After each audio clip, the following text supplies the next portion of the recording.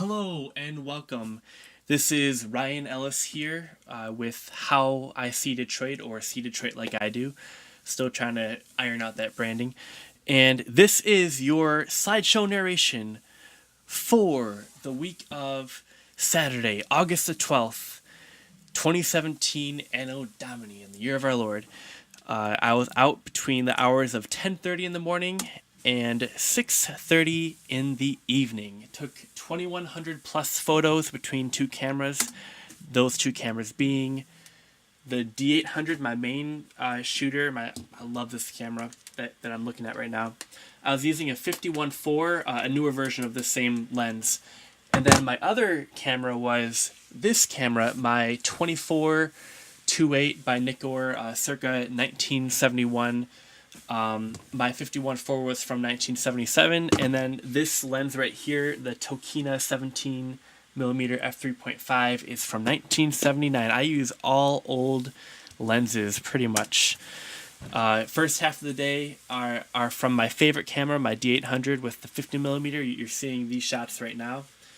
And then the second half of the day, you're going to see my D600, my second camera, my dummy camera, with the 24mm, the same lens that's filming me with it today, and sometimes with the 17mm put onto it. So I'm trying to explain things. I hope it's not too tedious. Let me know, and I won't mention these details in future videos.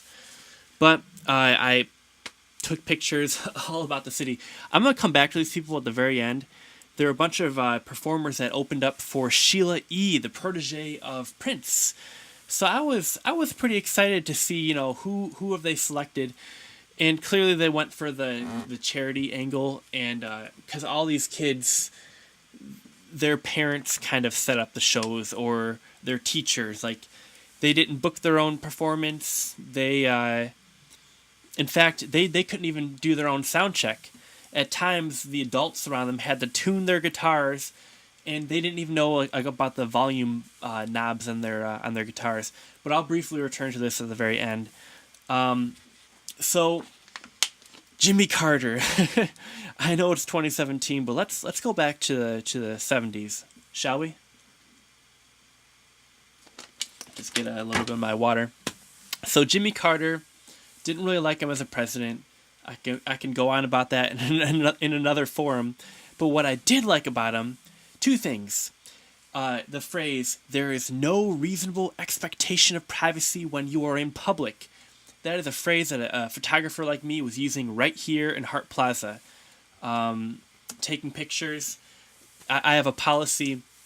If someone does not want me to take their photo, I'm not going to do it. And I suspended that policy on this day out in the city because the people were being so rude with me about me just having my camera there. Kind of like a very dark kind of vibe from all these people. They did not want me around. I was sad, except one woman, right? You'll see her in like a couple seconds. She was the one sweetheart there. Right here. This lady, I said, "Can I take your picture?" Because she was eating, like, it looked like, is that ginger? What is that? Ginger? I don't know. That'd be kind of spicy to eat. She's got something in her hand. And she just had this kind of very laid back, kind of like, she was like almost like melting into her chair. Very just relaxed, radiant, smile, her eyes. She just looks like she's at peace.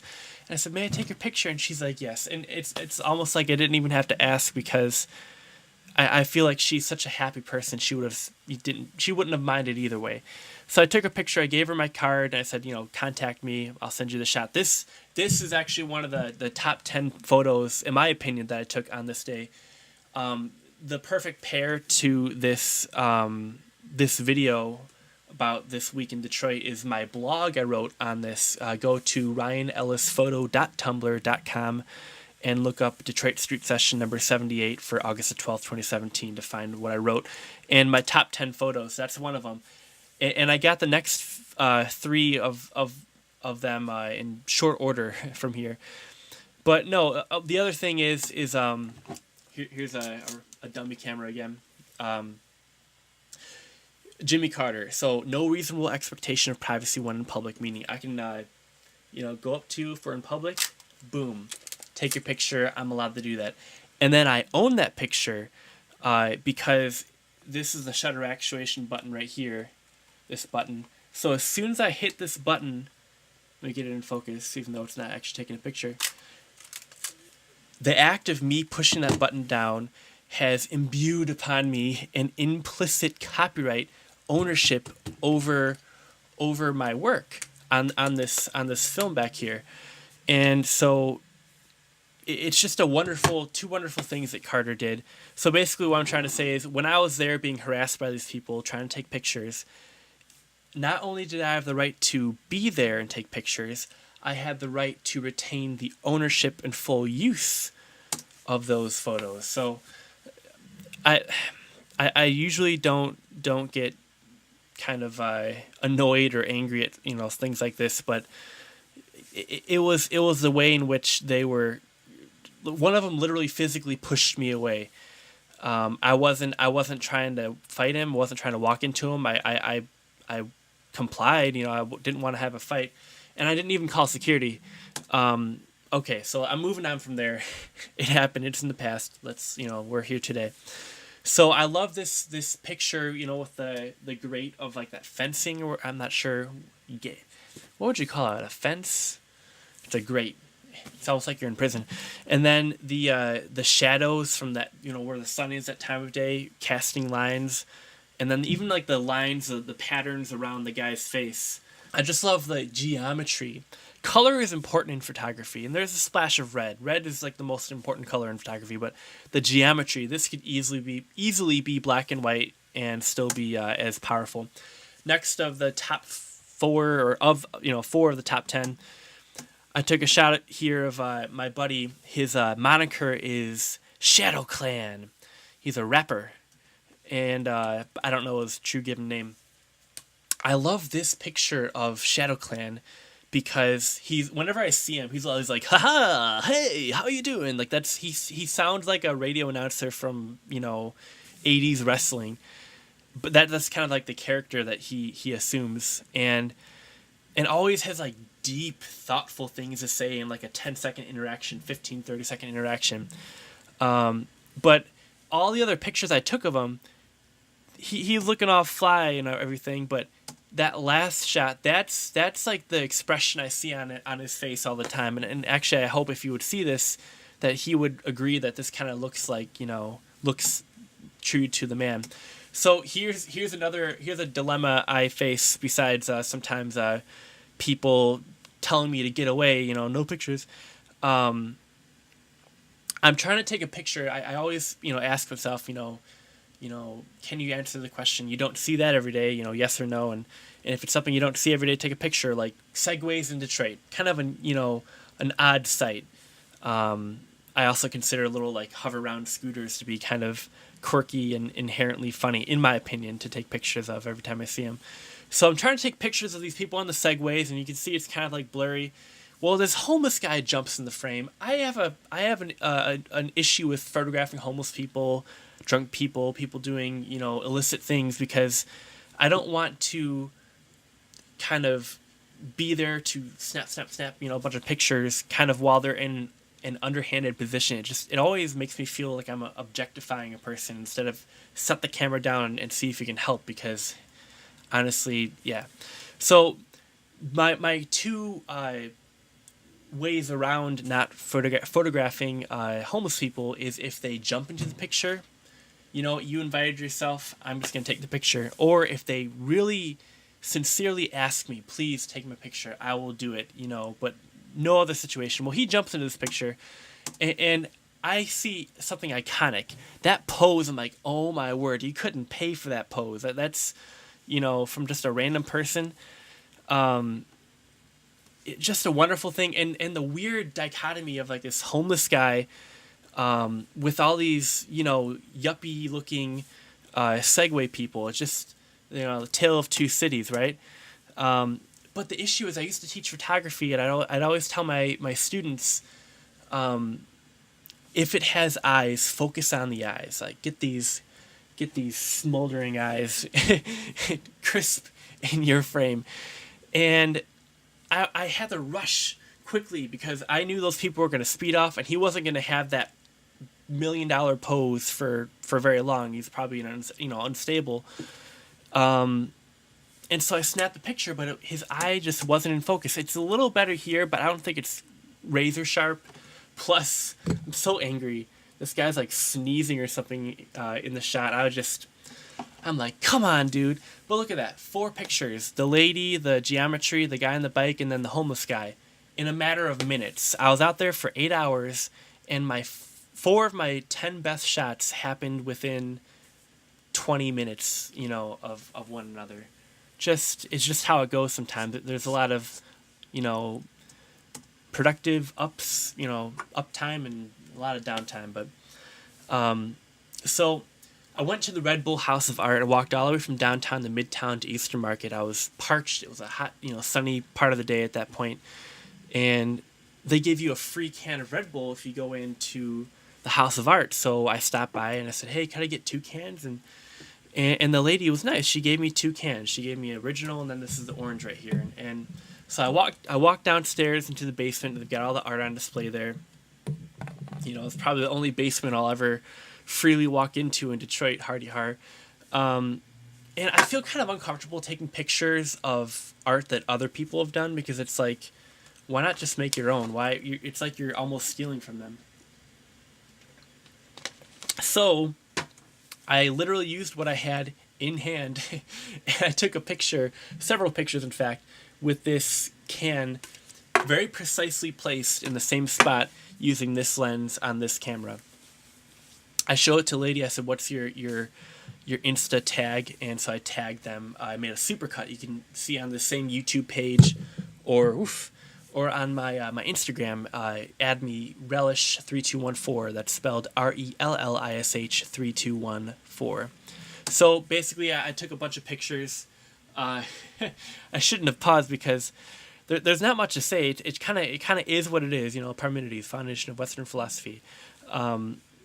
It's a very simple concept, and I was laughing to myself. I'm like, I always try to keep things fresh, because I'm here every week. I repeat myself, the same places I take pictures at, so how do I get out of the slump of repetition? Why, by repetition of the same image, with slight variations, in the background. It's repetition overcame repetition. Live by the sword, die by the sword. I had my ultra wide lens in use here, and the cool thing about this lens right here, this ultra wide 24 millimeter, is that the closer you get to something, the more whimsical it starts to appear because of the sort of linear aberrations at the ends. It kind of rounds things off. So I was trying to get this guy to get kind of close to me so I can get a very whimsical shot, and never did. But that's that's kind of like the rhythm of street photography. You just sometimes you are never able to accomplish what you set out for. And I wasn't about to try to get in the pose either, so I was kind of stuck in that in that scenario.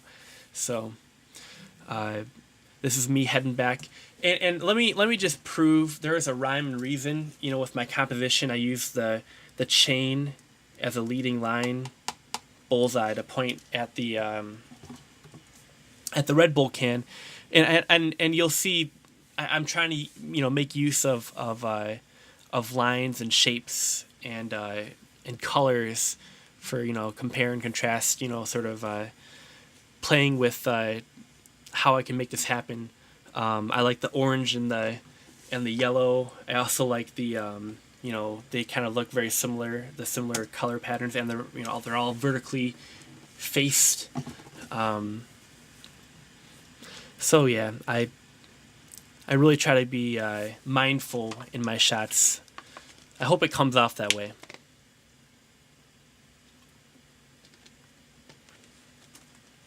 Some people with their dogs. Now we're going to return to the place where that concert happened, I believe. And basically, I've toured a lot in my life. I joke that I've toured more than 99% of people that I know or have heard of. I play the bass in some bands. And so I know what it is to kind of have ownership over music. I know what it's like to open up a phone book and start calling up businesses and saying, hey, can we book a show? I've been through the whole indie grind, and to see these kids not have a lot of the struggle that it takes to be a traveling, touring musician, it kind of took some of the enjoyment away from me, because I'm afraid that they'll never have that depth and that soul that you get from actually being the ones fully at the helm of your destiny as an artist. That's not to say that there's no place for for people to help you out. By all means, as long as you have a good grounding, a good foundation, then go right ahead. But without that, you really should create a foundation for yourself by kind of doing it the slow way, the old way, the hard way. You'll build a lot of character through that. That's Frank McCullens. Wait, did I get it right? Let's see. I wrote his name down. McCullers. Frank McCullers. I shot a video of him a couple weeks ago, and I need to correct the title because I never got his name. But I think it's important to film, street people, like the skateboarders, the street performers, just different, people you see. Now, here's another story. I got a couple of cough drops from this man on Saturday at the end of the day. I had a really sore throat. I don't know if it's from eating all that spicy food, like a lot of ginger and cayenne. I would make homemade smoothies, and I think it kind of burned my throat eating too many spicy things. And through the week, my sore throat got worse, and finally I'm walking around, and it's the sun, the clouds are coming and going, and the sun was beating down, and it just dried up my throat. And I walked by this guy, and I'm like, hey, what's the store? And he's explaining it's No Joe Kicks. It's like a shoe store, and they sell fancy kind of hip, avant-garde stuff for kids on the street. And he was vaping, and I'm coughing. I'm like, wait, you should be the one coughing. I don't do any of that stuff. Why am I coughing? He takes me inside. He gives me 2 cough drops. So I made a point to come back and photograph him, tagged him on Instagram, thanking him and tagging his job so they can know how awesome of a worker they have. Well, that is it. Am I on time and ahead of schedule? Dare I say it? I have like a minute and a half left. Well, praise the Lord. All right, well, thank you very much for watching this. I really fit that all in there. I am proud of myself. I'm just gonna, there's an applause track I'm hearing in my mind right now. I may or may not add that in post. All right, thank you for watching. Pray for me, I'll pray for you. Au revoir.